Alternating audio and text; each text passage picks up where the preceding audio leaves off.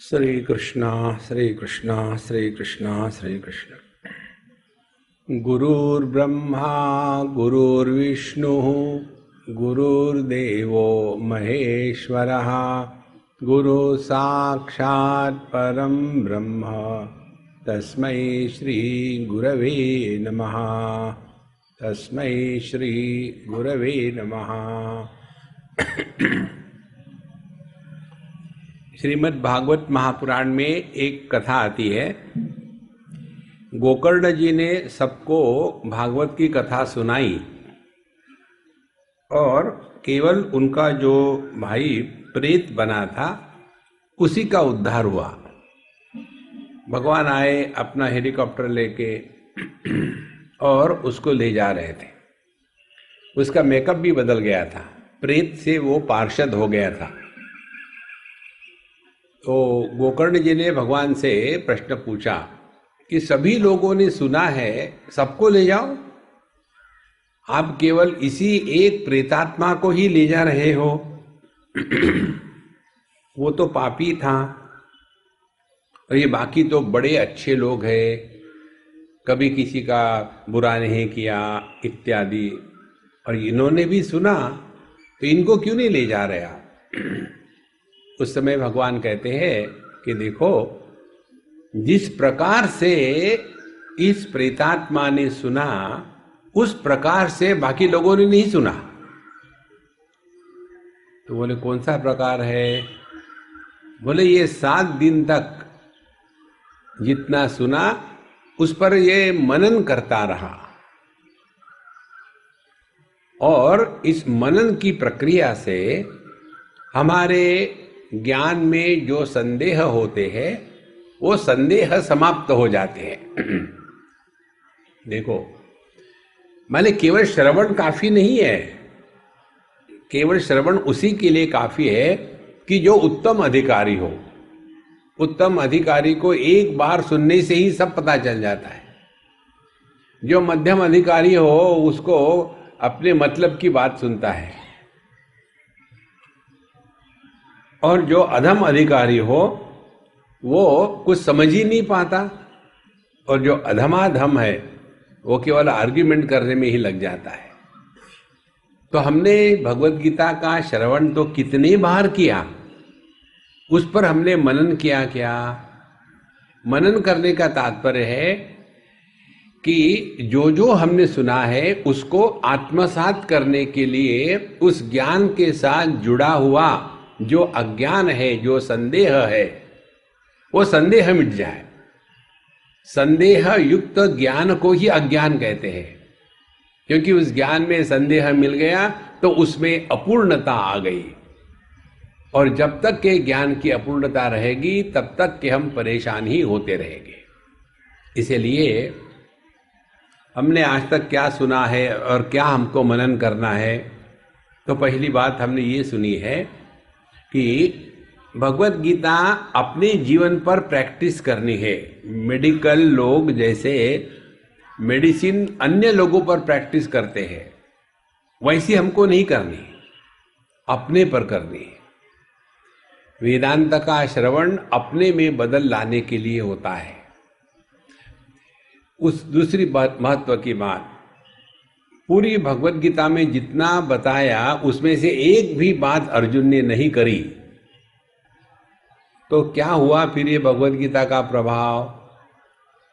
प्रभाव ये हुआ कि जो युद्ध की समस्या अर्जुन के सामने आई थी वो ज्यों के त्यों रही, उसमें कोई फर्क नहीं हुआ। आप कितनी ही बार भगवत गीता पढ़ लो, सुन लो, उसके कारण आपके जीवन में आने वाली जो समस्याएं हैं वो कम नहीं होगी। कई बार यही भ्रांति मन में आती है कि देखो जी, हमने भगवान का इतना किया, हमको क्या मिला? अब किसने कहा था भगवान का करो, और क्या किया भगवान का? देखो संतो, जो फूल हमने नहीं उगाए, जो हाथ जो हमने नहीं बनाए, उन हाथों से उस फूल को तोड़ करके भगवान को चढ़ाया, जो भगवान को हमने नहीं बनाया, और हमने ये किया, हमने वो किया। देखो संतो, इसीलिए जो हमने सुना है उसका प्रभाव अर्जुन के जैसे ही हमारे जीवन में हुआ, तो भगवत गीता का हमने श्रवण योग्य किया है। लेकिन अर्जुन में और हम में एक फर्क होना चाहिए। अर्जुन ने अपनी तात्कालिक समस्या को स्वीकार कर लिया था और उसको उसने बदल लिया अपने आप को। तात्कालिक समस्या ये थी उसकी कि युद्ध के मैदान में मैं कौन हूं, धर्म सम्मूढ़ चेता, मैं एकदम सम्मोहन में आ गया हूं कि मैं हूं कौन। और पूरी भगवत गीता सुनने के पश्चात उसने कहा, नष्टो मोह स्मृति लब्धा तत्प्रसादात मयाच्युत। हे भगवान, अब मेरा मोह नष्ट हो गया, अब मुझे याद आया, स्मृति लब्धा, कि मैं युद्ध के मैदान में युद्ध करने के लिए आया हूं, आपको प्रवचन देने के लिए नहीं आया। देखो महाराज, एक आदमी भाग रहा था, उसके पीछे दूसरा भाग रहा था और चिल्ला रहा था, पकड़ो इसको, पकड़ो इसको। लोगों ने सोचा चोर वगैरह होगा, उसको पकड़ लिया और इस पीछे दौड़ने वाले आदमी की पास ले आए। बोले क्या चुराया इसने? बोले चुराया कुछ नहीं। बोले फिर क्यों पकड़वाया? बोले जब ये आके मुझे गीता वेदांत तो सुनाता था तब मैं सुनता था, अब मैं वही बात उसको सुनाता हूं, भाग रहा है, अब तो मैं इसका बदला लेके ही रहूंगा। देखो लोग हमसे दूर क्यों भागते हैं? हम जो आया पकड़ो, लगाओ गीता। अरे गीता अपने में जीवन में उतार दी है। और इसी कारण से हम जो सोचते हैं कि हम इतना अध्यात्म करते हैं, कोई हमको नहीं चाहता, क्योंकि हम में परिवर्तन नहीं आया। देखो, तो अर्जुन की समस्या उस क्षण के लिए नष्ट हो गई और उसने युद्ध किया। बाद में फिर अर्जुन प्रश्न पूछता है, हे भगवान, युद्ध के पहले आपने जो मुझे बताया था उसके कारण मेरा मोह समाप्त हो गया था, लेकिन अब मुझे ठीक से याद नहीं आ रहा है, फिर से आप बताइए। भगवान कहते, देखो मैंने तुमको प्रिपेयर करके लेक्चर नहीं दिया था। देखो ये कॉलेज के प्रोफेसर जो होते हैं ना, इनका अंदर का कुछ नहीं, ठन ठन पाल।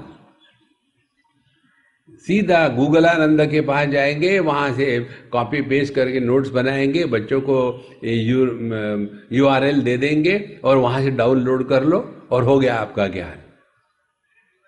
देखो भगवत गीता भगवान श्री कृष्ण ने अपने जीवन के अनुभूतियों से सीखी हुई बातों को कहा था। देखो शास्त्र बुद्धि की उपज नहीं है। इसीलिए जब अर्जुन कहता है कि भगवान, उत्तर गीता में कहता है कि मुझे आप बताइए, फिर से मेरा मोह फिर आ गया, वैसी ही स्थिति अपनी है। जब सत्संग सुनते हैं तब सब क्लियर है, कोई डाउट नहीं। जैसे सत्संग खत्म हो गया, अपने जूते पहनने के लिए गए, जूते पहने और फिर बैक टू स्क्वायर वन, और फिर वही तमाकू वही चूना। देखो इसकी एक बात आपको बताऊं, कैसे हम भगवत गीता का श्रवण करके भगवत गीता की बदनामी करते हैं। एक दो उदाहरण दे दो आप।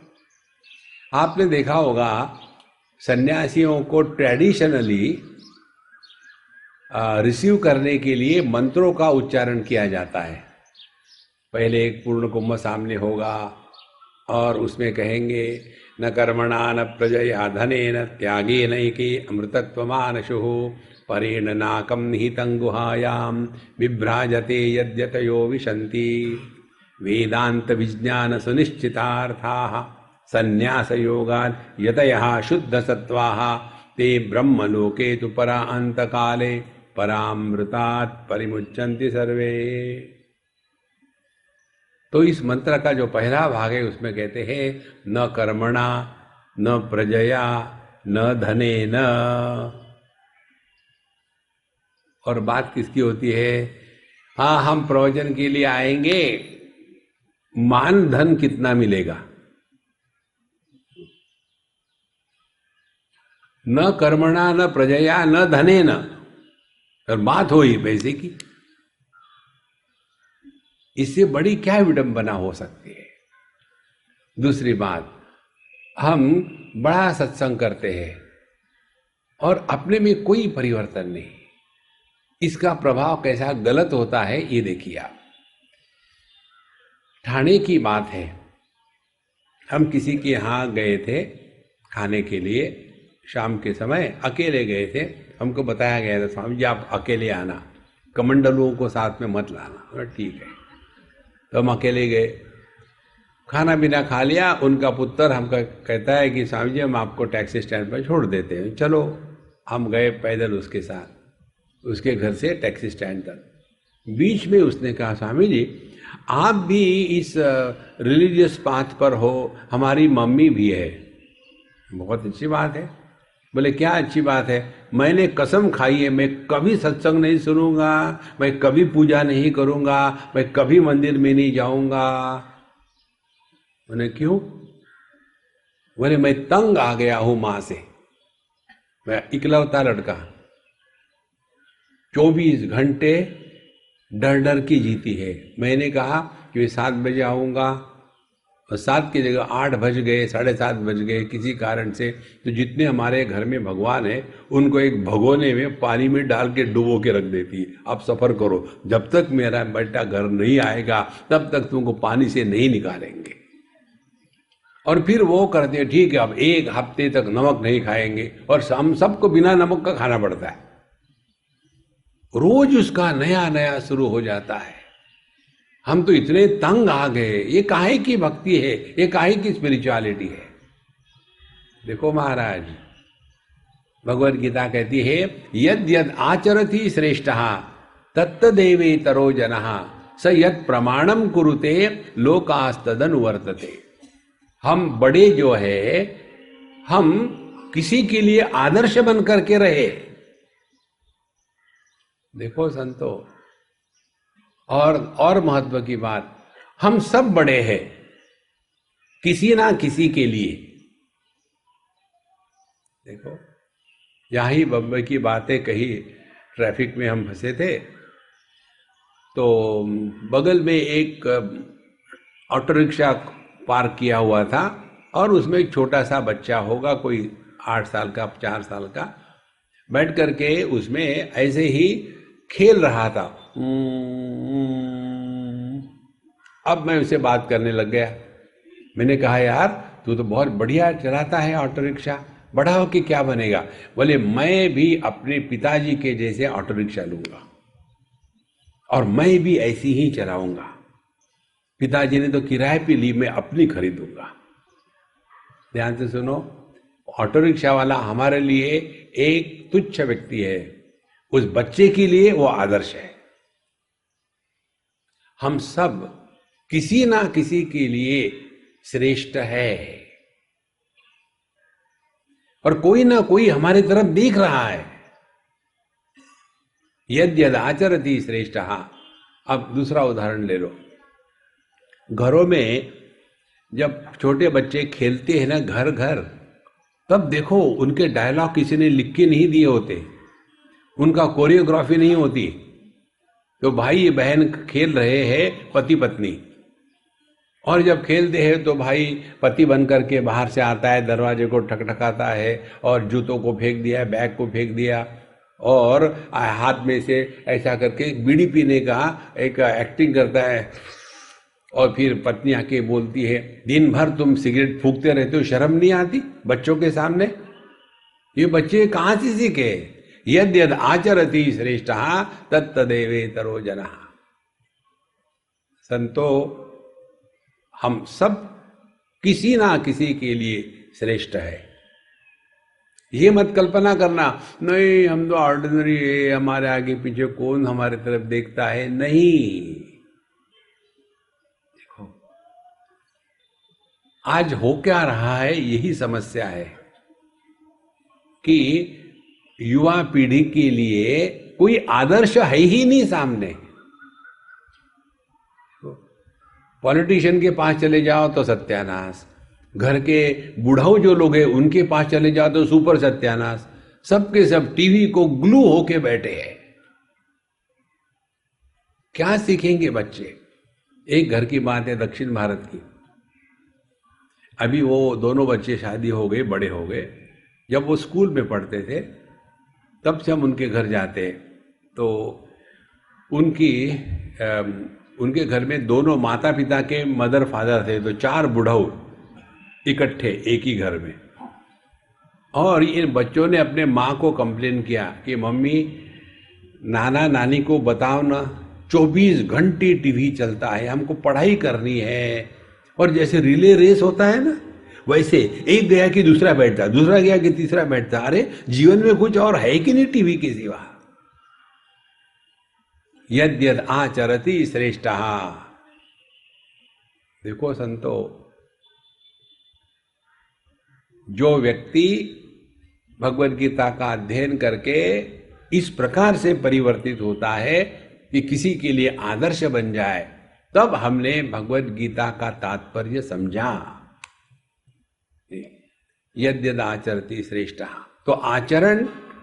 और दूसरी महत्व की बात, स यद प्रमाणम कुरुते, उसके जीवन प्रमाण किसका है? क्या वो शास्त्रों के प्रमाण से जीवन को चला रहा है?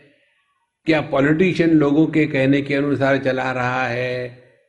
क्या प्रमाण है? वो अपने जीवन में, प्रमाण माने ज्ञान का साधन, किस प्रकार के ग्रंथों का अध्ययन करता है? देखो, तो ये 2 बातें, भगवद गीता का तात्पर्य अपने में परिवर्तन लाना है।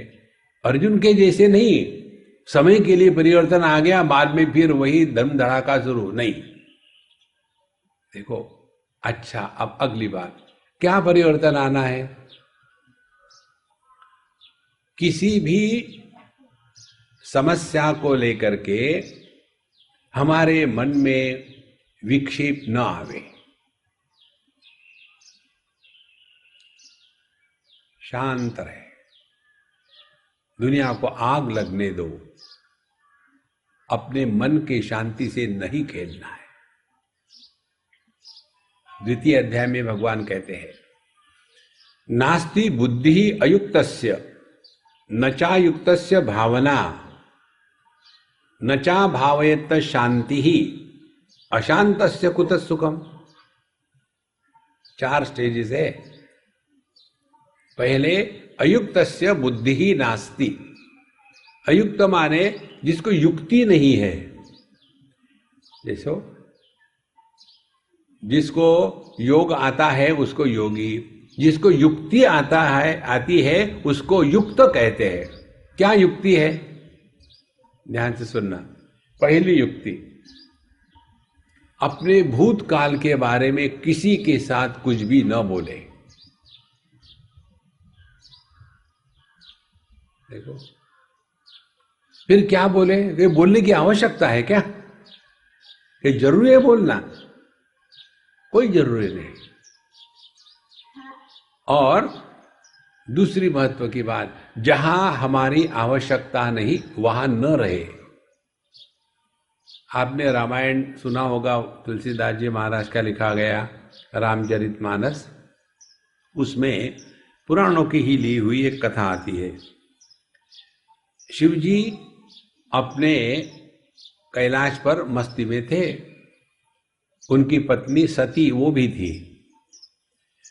तो सती जी ने देखा कि आकाश मार्ग से हेलीकॉप्टर जा रहे थे और हर एक हेलीकॉप्टर में अनेक देवता बैठे हुए थे, और उनको पता चला उनके पिताजी ने एक बड़ा यज्ञ का आयोजन किया है। तो उन्होंने अपने पतित पावन सीताराम को कहा कि ए जी चलो हम भी जाते हैं। तो शिव जी तो समझदार है, इसीलिए शिव जी हमेशा ध्यान में बैठते हैं। आपको जीवन में सुखी रहना है तो ध्यान में बैठने का नाटक तो शुरू करो। देखो, आपको डिस्टर्ब नहीं करेंगे कोई। आर्ग्यूमेंट करने से कुछ नहीं मिलता जीवन में। तो शिव जी अपने ध्यान में बैठे हैं। अब ये एजी एजी करते करते गुस्सा कर गई, फिर हिलाया। 24 घंटे ध्यान में बैठे रहते। दूसरा भी है घर में जिंदा। तो शिव जी ने थोड़ी सी आंखें खोली और स्माइल किया। बोले देखो मेरे पिताजी के यहाँ ऐसा ऐसा यज्ञ हो रहा है और सब लोग जा रहे हैं, हम भी जाते हैं। बोले देखो भाग्यवान, हम लोगों को बुलावा नहीं है ना। नहीं तो फिर क्यों जाए? आपको हमेशा ऐसा ही है, अपने ही मुझे मेरे पिताजी के घर जाने के लिए बुलावा की जरूरत है। बोले देखो तुम अकेली चली जाओ, जाना ही है तो हम भी तुम्हारे साथ आते हैं, लेकिन जब सार्वजनिक फंक्शन है जहां एंट्री बाय इनविटेशंस ओनली, एक पास दिया है वैलिड फॉर 2 पर्सन्स, ऐसी स्थिति होगी तो वहां नहीं जाना चाहिए। आप तो हमेशा उल्टी सीधी बात करते रहते हो, आपको जाना नहीं, शुरू कर दिया। शिव जी से बहुत बातें सीखने की जैसी है। जब पत्नी बोलती है तब पति ने चुप रहना चाहिए, और जब पत्नी नहीं बोलती है तो पति ने नहीं बोलना चाहिए, घर में शांति रहेगी।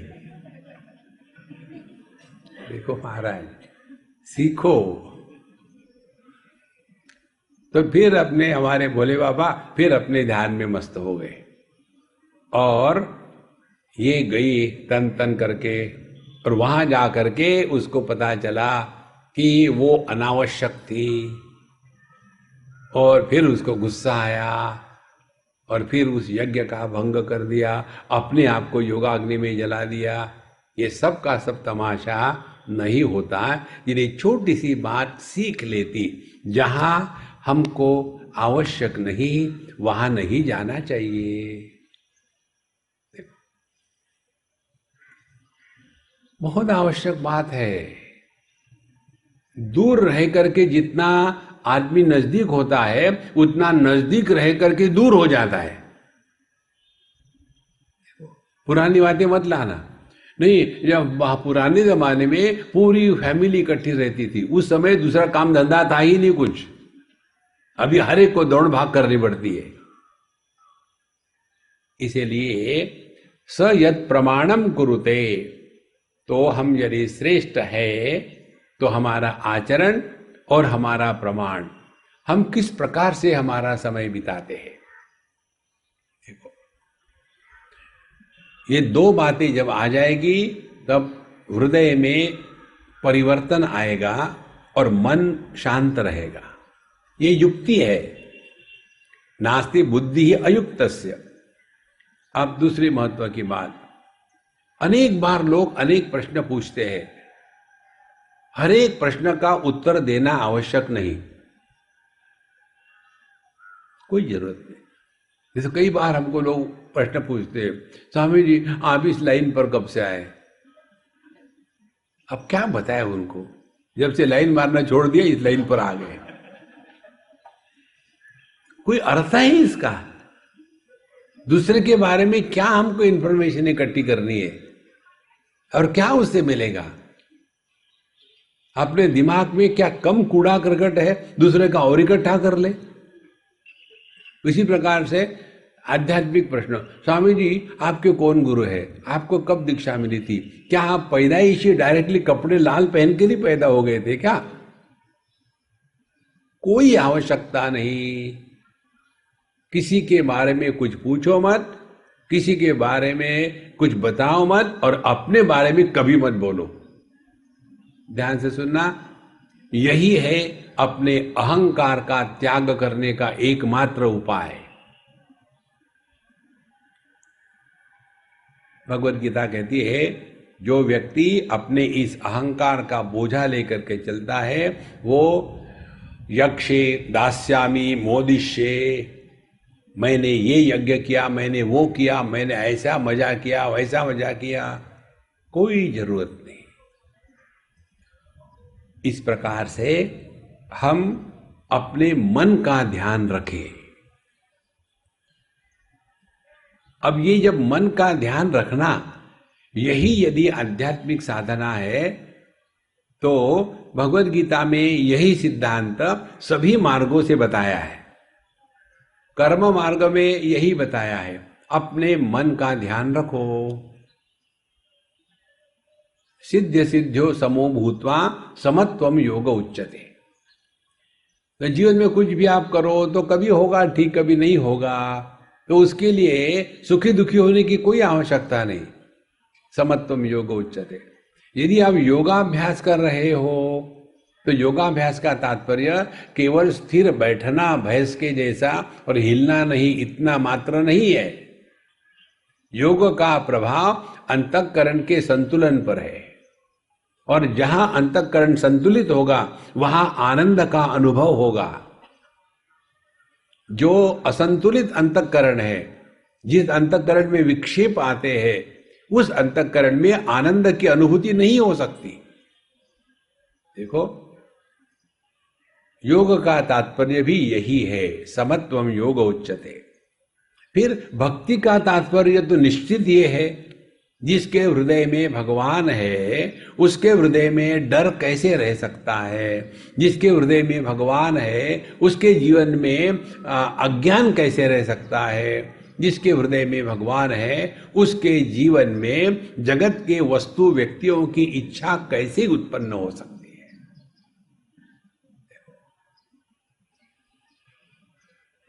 लेकिन हम पुष्टि मार्गी बस 56 है कि 58 भोगे इसी में लगे रहते, पूरा जीवन उसी में गया। देखो महाराज, अपने मन का ध्यान रखे, और जो ज्ञान मार्ग है उसमें तो सबसे बढ़िया बात है। देखो, नैव किंचित करोमीति युक्तो मन्येत तत्ववित्, ये अभ्यास है ज्ञान का। मैं कर रहा हूं, मैं कर रहा हूं, इस भ्रांति का त्याग करके सब कुछ हो रहा है प्रभु की इच्छा से। हम केवल एक प्यादे हैं इस शतरंज पर, भगवान खेल रहे हैं और हमको जहां रखा है वहीं रखना है, कोई चॉइस थोड़ी है हमको। मुझे बता, हम में से किसने जन्म लिया अपने चॉइस से?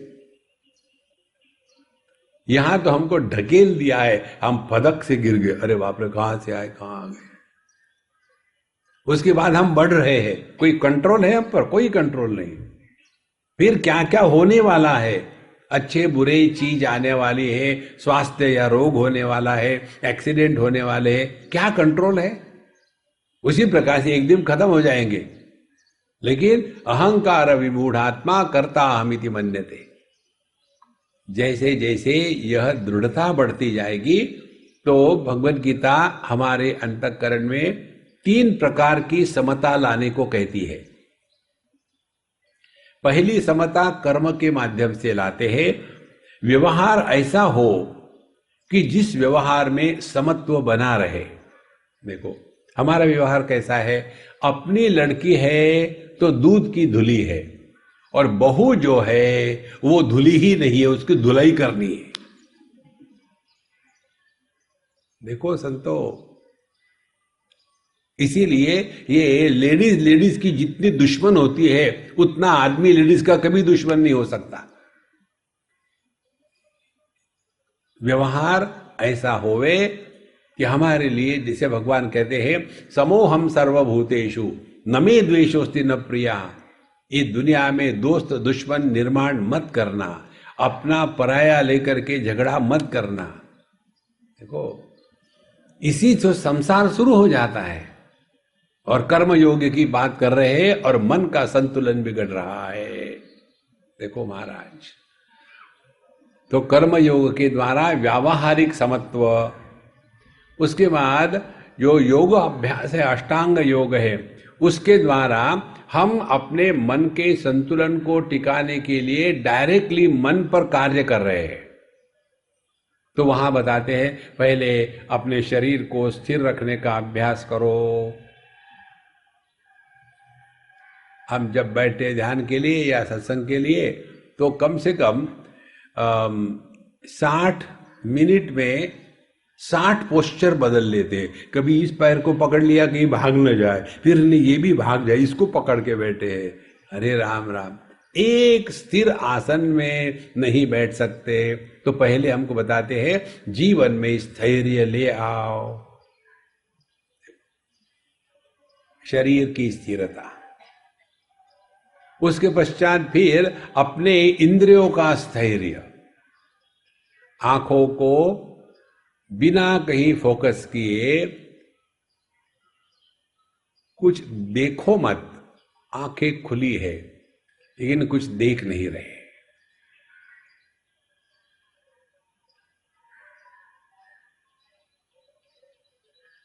ये अनुभव ऐसा होता है जैसे हम दर्पण के सामने खड़े हो, तो दर्पण का क्या अनुभव होगा?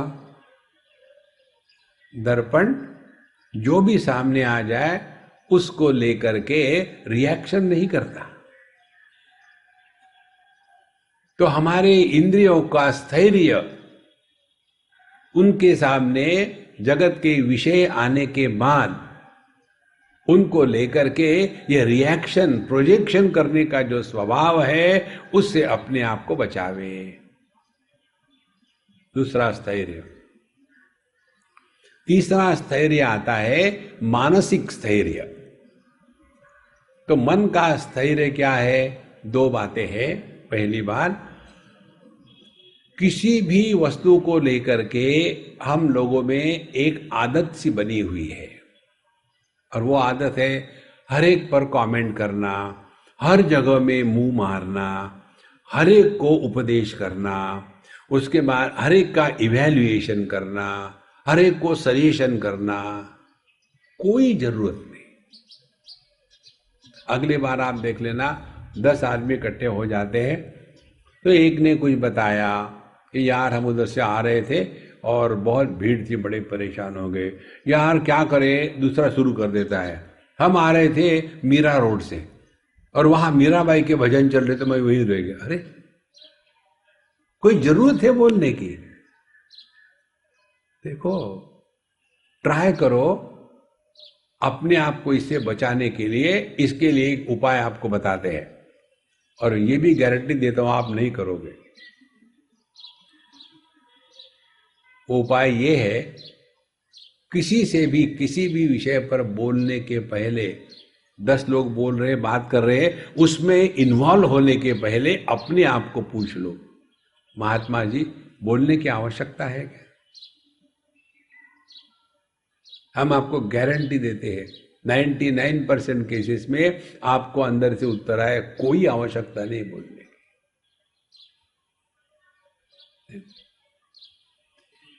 नहीं तो उसमें फंस जाते हैं फिर, तू मैं तू। और विशेष करके सब सुबह सुबह उठ के अपना शुरू हो जाता है किचिर किचिर किचिर। ये हमने सीखा है एक जगह से। हम जब छोटे थे उन दिनों में सिनेमा के गाने चलते थे रेडियो सिलोन पर, और मोहम्मद रफी का एक गाना बहुत ही प्रसिद्ध था, तेरी प्यारी प्यारी सूरत को किसी की नजर ना लगे। आपको सबको पता है, बूढ़ाओ लोग, ज्यादा शरीफ बन करके मत बैठना। तो हम सुबह सुबह उस गाने को सुने और स्कूल में चले गए, और हमारा ध्यान कभी रहता ही नहीं था पढ़ाई में। ये तो पढ़ते नहीं, आपके जैसे पढ़े लिखे हो जाते। तो हम जब गए और टीचर ने हमको कहा, तुम क्या कर रहा है? बताओ मैंने क्या बताया? अब मुझे मालूम ही नहीं क्या बताया, लेकिन सुबह सुबह ये गाना सुना था, तो वही गाना मन में आया, तेरी प्यारी प्यारी सूरत को ऐसी लगी। सुबह उठ करके भगवान का नाम शुरू करो, दिन भर नाम चलता रहेगा। सुबह सुबह उठ करके इसको डांट उसके डांट करो, दिन भर भोंकते रहेंगे हम। How you begin your day determines how you live through the day. देखो महाराज, यही सब भगवत गीता में बताया है भिन्न भिन्न प्रकार से। तो नास्ति बुद्धि ही अयुक्तस्य, जिनको ये युक्ति नहीं है अपने मन को शांत रखने की, उनकी समझ में कुछ भी नहीं आ सकता। और फिर कहते हैं, जैसे कई लोग, एक बार एक सज्जन ने हमको पूछा, स्वामी जी आपने जो कथा बताई कि एक मछली एक कुएं में गई और फिर उस कुएं के मेंढक से बात हुई, फिर वो मेंढक को लेकर के मछली समुद्र में गई और फिर उसको दिखाया, देखो समुद्र में कितना पानी होता है, तुम अपने आप देख लो। जैसे उस मेंढक ने समुद्र में कूदने के बाद देखा, उसके सब प्रश्न शांत हो गए, वो चुप हो गई। ये कहानी हमने बताई। तो स्वामी जी मुझे ये प्रश्न पूछना था कि ये जो मछली थी समुद्र की, वो कुएं में कैसी गई? अब आप तो हंस सकते हो, मैं हंस नहीं सकता था, तो मैंने उत्तर दिया किंगफिशर एयरलाइन से। उधर से किंगफिशर आया और उसने उसको उठाया, और जब जा रही थी तो उधर से बड़ी चील आई, तो किंगफिशर डर गया और उसने मुंह खोल दिया, तो वो जो मछली थी वो सीधी कुएं में गिरी। अच्छा, अब मुझे बताओ, जिन व्यक्तियों को इन कहानियों का तात्पर्य समझ में नहीं आता, वो क्या भगवद गीता समझेंगे? तात्पर्य निर्णय तभी होगा जब हमारा मन भटकेगा नहीं इधर उधर में। ये तात्पर्य निर्णय से ही तत्व का दर्शन हो सकता है। इसीलिए आप देखेंगे शास्त्रों में कितनी हजारों कहानियां हैं। सीधा सीधा बताने से समझ में नहीं आता, तत्वमसी बता दिया तो क्या समझ में आया? फिर इसको समझाने के लिए दुनिया भर की कहानियां बतानी पड़ती है। इसीलिए यह जो भगवत गीता का तात्पर्य है, ये तभी समझ में आएगा जब हमने इस युक्ति के द्वारा अपने मन के संतुलन को ठीक रखा है। नास्ति बुद्धि अयुक्तस्य, जो अयुक्त है उनको समझ में नहीं आएगा। ऐसे व्यक्ति दुराग्रही बन जाते हैं, वो कोई ना कोई प्रकार के ब्रांड में फंस जाते हैं। या तो हम वेदांती है, या तो विशिष्ट अद्वैती है, या तो हम भक्ति है, या तो हम पुष्टि मार्गी है, या तो हम कष्टि मार्गी है, या तो हम नष्टि मार्गी है। इसी में लगे हुए। देखो महाराज, हमको कहीं फंसना नहीं है। Don't get yourself branded with A label. देखो, आकाश का कोई लेबल नहीं है, पानी का कोई लेबल नहीं है, पृथ्वी का कोई लेबल नहीं है, दृष्टि को कोई लेबल नहीं है। परमात्मा को क्यों लेबल लगावे? उसी में फंस जाते हैं और इसीलिए तात्पर्य का निर्णय नहीं हो पाता। देखो, एक तात्पर्य की बात बताए आपको, थोड़ा हल्का हो जाओ। आपने महाभारत में कथा सुनी होगी सावित्री और सत्यवान की। सावित्री बहुत ही बड़ी पतिव्रता थी, और पता नहीं उसके कारण या किसके कारण उसका पति मर गया। पतिव्रता माने जो पति को परेशान करने का व्रत लेके बैठी, वो पतिव्रता। तो बेचारा पति परेशान होकर के उसने अपना प्राण त्याग दिया। त्यागने के बाद ये पतिव्रता थी, भिड़ गई यमराज से। समझ क्या रखा, मेरे पति को लेके मैं तुमको नहीं छोड़ूंगी। अब देखो, कोई स्त्री किसी आदमी से लड़ गई ना, तो वो कभी नहीं जीत सकता। यमराज हार गए, बोले मैया ले जाओ, झगड़ा मत करना। तो वो अपने पति को ले आई, मृत्यु के मुख से छुड़ा करके ले आई। ये कहानी आती है महाभारत में। अब उससे क्या सीखना है? सीखना ये है, पतिव्रता स्त्री में इतनी शक्ति होती है कि जो मृत्यु को भी हरा देती है। देखो, अब हमको एक ने पूछा, स्वामी जी ये जो कहते हैं इस कहानी में पतिव्रता शक्ति में इतनी शक्ति होती है, ये क्या सच है? हमने कहा देखो, तुमने क्या पढ़ा, क्या सुना और क्या समझा, इस पर डिपेंडेंट है। मुझे पूछोगे तो इसका ये तात्पर्य नहीं है। इसका तात्पर्य ये है कि आप मौत से बच सकते हो, पत्नी से नहीं बच सकते। कहानी वही है। देखो संतो, यदि आप भगवत गीता के श्लोकों का तात्पर्य अपने जीवन में उतारने के लिए कटिबद्ध हो, तो हर एक श्लोक का हर एक विचार आपके हृदय में गुरु महाराज के रूप में प्रकट होगा। किसी व्यक्ति को बाहर गुरु कह करके दूर मत फेंकना। गुरु हमारे हृदय में रहने वाली यह क्षमता है जिसके द्वारा हम हर क्षण सीखने की प्रक्रिया जारी रखते हैं। नास्ति बुद्धि ही अयुक्तस्य। तो समझदारी किसको कहते हैं? जिसने जीवन में सीखा है, और ये हमको 24 घंटे 12 महीने मरते दम तक ये सीखने की प्रक्रिया कभी खत्म नहीं कर रही। लेकिन हम इतनी उम्र जीते हैं, एक भी बात सीखे नहीं और दूसरे को सिखाने के लिए तैयार है। देखो, इसीलिए यदि शास्त्रों का अध्ययन करते समय हमको बातें जल्दी समझ में नहीं आती तो उसका एकमात्र कारण है हमने सीखने का अभ्यास कभी किया ही नहीं। दूसरी महत्व की बात, जो व्यक्ति सीखने के अभ्यास में लगा हुआ है वो कभी बूढ़ा नहीं होता। बुढ़ापे के जो अनेक लक्षण हैं उसमें एक लक्षण ये है, अब क्या करेंगे सीख करके, तो लोग बड़े खुश है, चलो बूढ़ा मरने वाला है, मरता भी नहीं। देखो, कुछ ना कुछ सीखते रहो, एनीथिंग। जब व्यक्ति सीखने में लगता है ना, तब उसकी बुद्धि को पॉलिश होती रहती है। कई लोगों को ये अल्जाइमर का डिसीज हो जाता है ना, इसका एक ही कारण है, उन्होंने अपने बुद्धि को जंग लग दिया है। देखो, आपने बुद्धि को तेज रखना है। ये जो होता है ना, सुडोकू वो खेलो या पढ़ो या लिखो, और सबसे महत्वपूर्ण कुछ ना कुछ सीखो। तो क्या सीखे? संस्कृत सीखो, चाइनीज सीखो, और आपके बोनसाई प्लांट कैसे बनाते वो सीखो, नए नए डिशेस बनाना सीखो।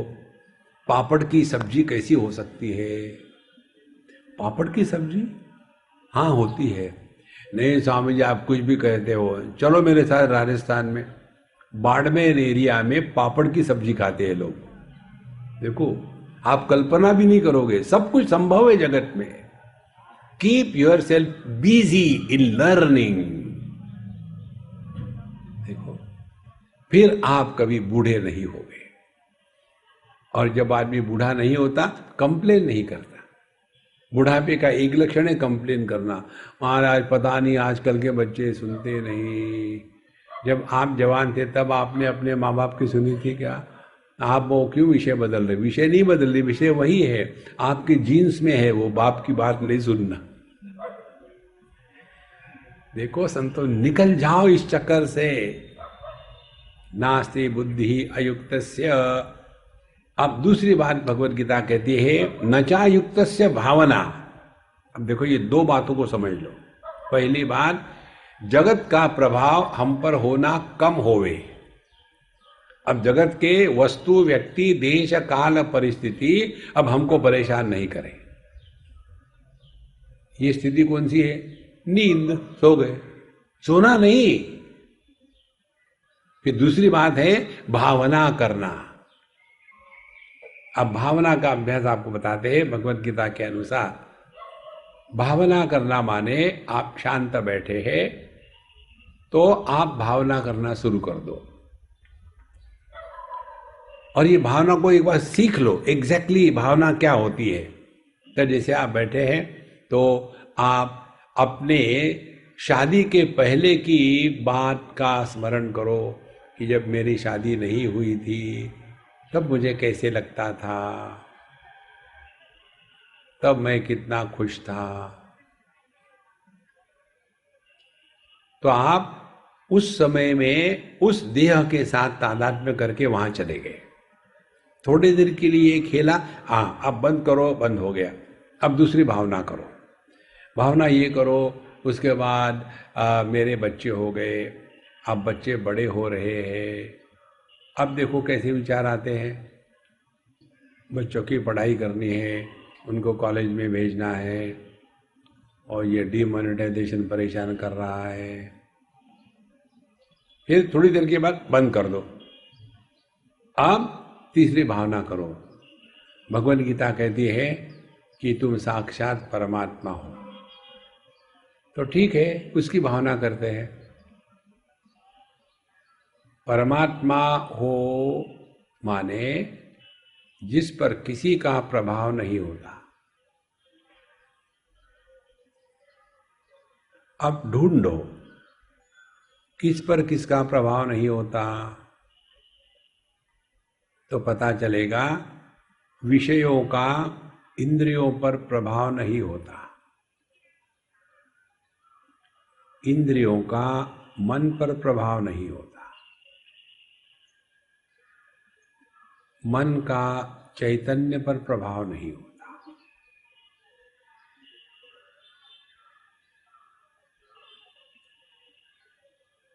तो जब विषय का त्याग होता है तब इंद्रियों की हानि नहीं, इंद्रिय बने रहते हैं। जब इंद्रियों का त्याग होता है तो मन की हानि नहीं, मन बना रहता है। और मन जब सो जाता है तो चैतन्य की कोई हानि नहीं।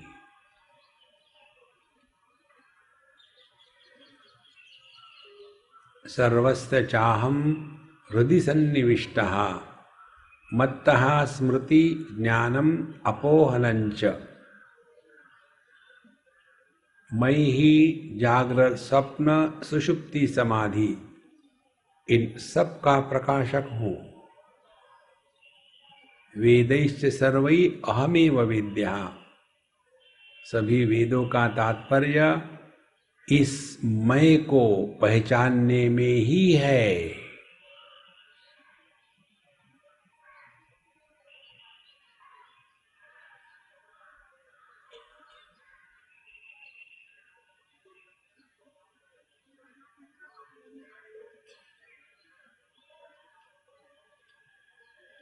जो व्यक्ति जितना ऊंचा जाता है उतनी छोटी छोटी चीजों से उपरत हो जाता है, और इसीलिए हमारी भावना शक्ति नष्ट हो गई है। देखो, हम केवल भावना के कारण ही अपने आप को गुजराती, मराठी, बंगाली, तमिलियन कहते हैं। केवल भावना ही है और कुछ नहीं। एक छोटे से बच्चे को मैंने पूछा, अरे गुज्जू तेरा नाम क्या है? बोले स्वामी जी मैं गुज्जू नहीं हूं। फिर कौन हो? बोले मैं लोहाना कच्छी हूं। तो मैंने कहा उसको, तुमको कच्छी बांधनी आती है क्या? कच्छी मानी अंडरवेयर। बोले नहीं, मम्मी बांध के देती है। बहुत बढ़िया। लोहाना का क्या मतलब है? मुझे नहीं मालूम। तुम कौन हो? लोहाना कच्छी हूं। भावना ही तो है, और क्या है। पहले 1000 की 500 की नोट देखते थे, क्या भावना होती थी, और उसी नोट को देखो अब क्या भावना है। देखो संतो, ये पूरी जो दुनिया है अपने भावना पर आधारित है। आप अपने आप को अनफॉर्चुनेट समझ लो, आप अनफॉर्चुनेट हो। आप अपने आप को बेवकूफ समझ लो, आप बेवकूफ हो। आप अपने आप को परमात्मा समझ लो, आप परमात्मा हो।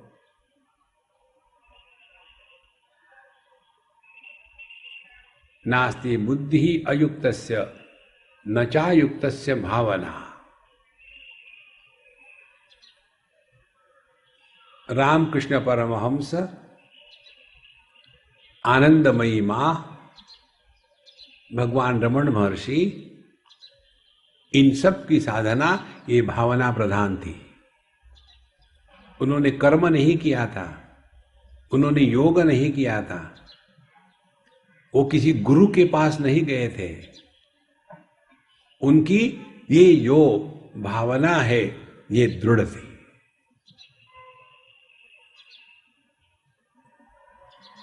सुबह उठ करके वही क्या क्या क्या क्या क्या क्या, अरे राम राम राम राम राम, यही भावना करे। सुबह उठने के बाद इस दुनिया में अपना कोई नहीं है, केवल परमात्मा है, और वह परमात्मा ही हमारे हृदय में है। अब इस परमात्मा से हमको अलग नहीं रहना, अब उसमें अपने आप को मिटा देना है।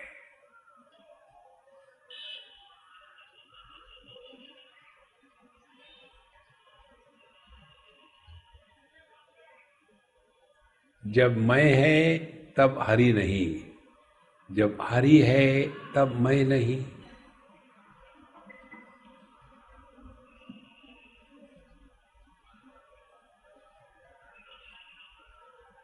तो भगवत गीता का तात्पर्य हो गया, पहले अपने समझ को ठीक करने के लिए ये युक्ति से जिए कि जगत में भले रहना पड़े, लेकिन अपने आप को जगत के कारण दुखी, परेशान, डिस्टर्ब ना रखे। ये दुनिया हमेशा ऐसी ही रही है, इसमें एक भी बात नई नहीं हुई, हमेशा ऐसी रही है। कितनों की शादियां हो गई आज तक, कोई गिनती है? कितने के बच्चे हुए, कोई गिनती है? कितने के नहीं हुए, कोई गिनती है? और कोई भी व्यक्ति, बच्चे हो या ना हो, बच्चों के कारण सुखी हुआ है? जहां दशरथ जी और वसुदेव जी, जब उनके पुत्र साक्षात भगवान के अवतार थे, वो दुखी हो गए। हमारे बच्चे कबूतर, क्या रखते उनसे आप? देखो संतो, ये दुनिया को लेकर के परेशान होना, इससे बड़ी बेवकूफी कुछ नहीं है। इसीलिए अपने मन को शांत रखें। जब ये दो बातें हो जाएगी, मन को शांत रखना और दूसरी बात भावना करना, उस शांत मन को भावना के अभ्यास में नहीं लगाएंगे तो आप सो जाओगे। इसीलिए कई लोग जब ध्यान का अभ्यास करते हैं ना, तो जैसे ध्यान के लिए बैठेंगे 2 मिनट के अंदर में उनको झटके आने लग जाते हैं, ऐसा ऐसा। ये क्या है? ये झटका मेडिटेशन है।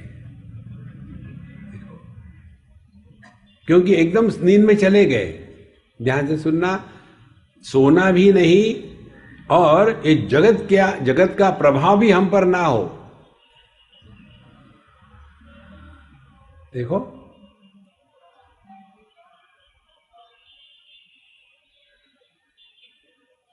ऐसी जब स्थिति आ जाती है तो भगवान कहते हैं 6वें अध्याय में, इसी को कहते हैं भगवान का, ईश्वर का दर्शन।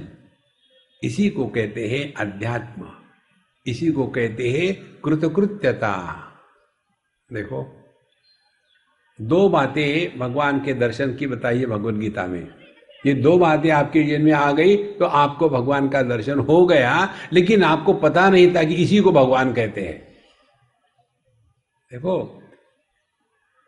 भगवद गीता हमको पहचान कराती है, अपनी पहचान कर लो। लेकिन हम ज्यादा ही स्मार्ट बन जाते हैं। एक बार इंग्लैंड की बात है, एक सज्जन हमको लेने आए, बोले कि देखो मैं खाली हूं, मैं ले आऊंगा, आप लोग तैयारी करो स्वामी जी के आने की। तो उनको कहा गया, आप तो स्वामी को जानते नहीं, कैसे आओगे?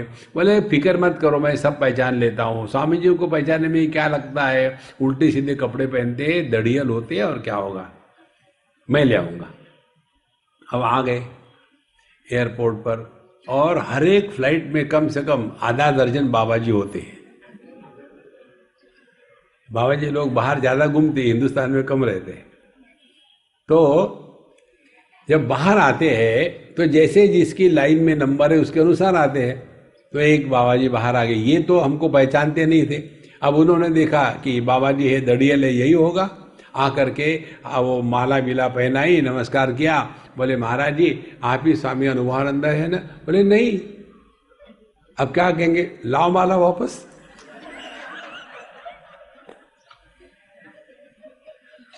देखो, हमको कुछ बनना नहीं है, केवल अपने आप को पहचानना है। इसको कहते हैं परमात्मा। तो 2 ही बातें हैं अपने स्वरूप को पहचानने की। कहते हैं शीतोष्ण सुख दुखेषु जितात्मनः। जीवन में जितने भी द्वंद्व आ जाते हैं, उन द्वंद्वों का प्रभाव जब हम पर पड़ना खत्म हो जाता है, थोड़े गम है, थोड़ी खुशियां, ये जीवन है। लेकिन हम चाहते हैं हमेशा अच्छा ही हो, हमेशा हमारे मन के अनुसार ही सब कुछ चले। ये नहीं हो सकता।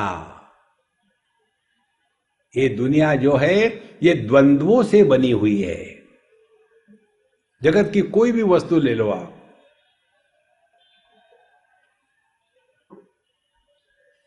ये पानी है,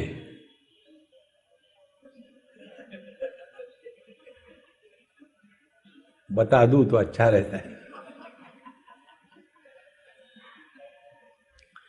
कोई भी चीज ले लो, लंबा है नाटा है, गोरा है काला है, अमीर है गरीब है, स्वस्थ है बीमार है, जवान है बूढ़ा है, स्त्री है पुरुष है, ये संपूर्ण विश्व इन द्वंद्वों से ही बना है। इसीलिए भगवान कहते हैं शीतोष्ण सुख दुखेशु जितात्मना। यदि आपने इसको जैसा है वैसा स्वीकार किया तो आपको 50% भगवान का दर्शन हो गया, क्योंकि आपका मन अभी विक्षेपित नहीं है।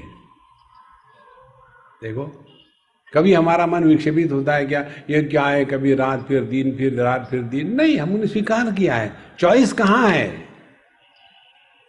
ध्यान से सुनो, अपने मन को विक्षेपों से बचा करके परमात्मा में मिलाने के लिए एक साधना आपको बताते हैं, ट्राई करना।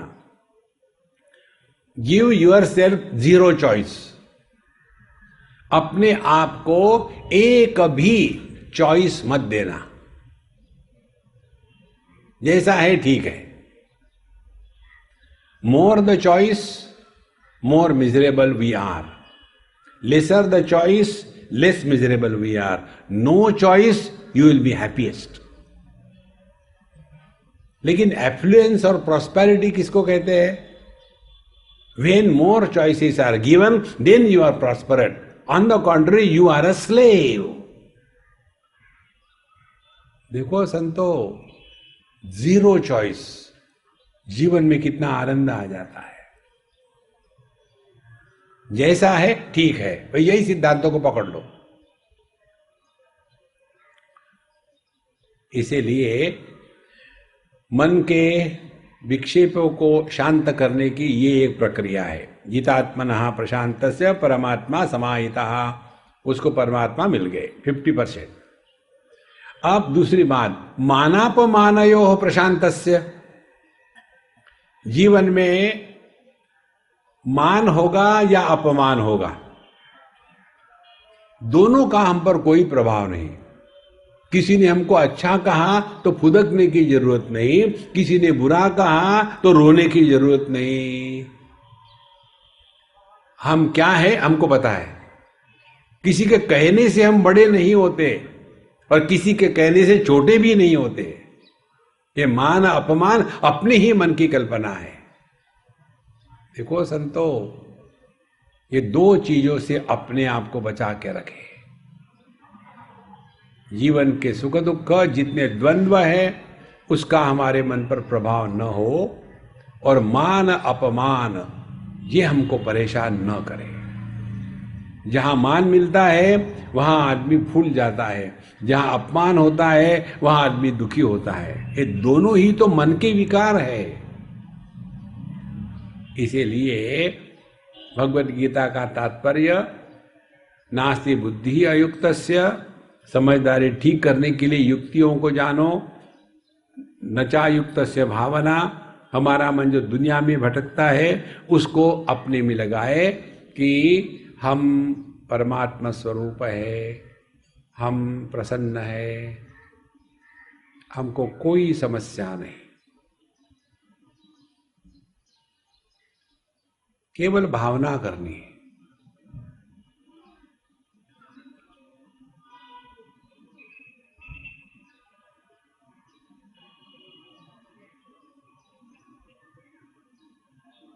अब इस समय देखो आप अपने अंदर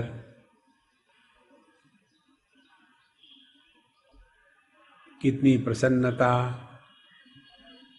बिना किसी उपलब्धि की। ना तो विषयों का भोग हो रहा है, ना तो हमको कुछ प्राप्त है।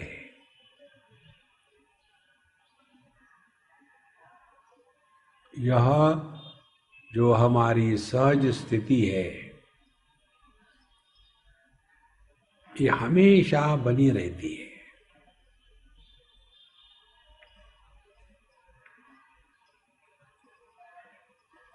और इसी को कहते हैं शांति, इसी को कहते हैं परमात्मा की प्राप्ति। और ये सब के लिए संभव है। हमको विशेष रूप से कुछ नहीं करना है। केवल भजन गाने से कुछ नहीं होता। जे ही विधि राखे राम, ते ही विधि रहिए। यदि कोई एक्सचेंज ऑफर आ जाए हमारे बहू को बदलने की, तो हम तैयार हैं। नहीं महाराज, जहां जैसा रखा है प्रभु ने, वही हमारे उद्धार का स्थान है। हमारे जीवन का हर एक अनुभव, हर एक घटना हमको परमात्मा के नजदीक लेने की प्रक्रिया विश्व में चल रही है।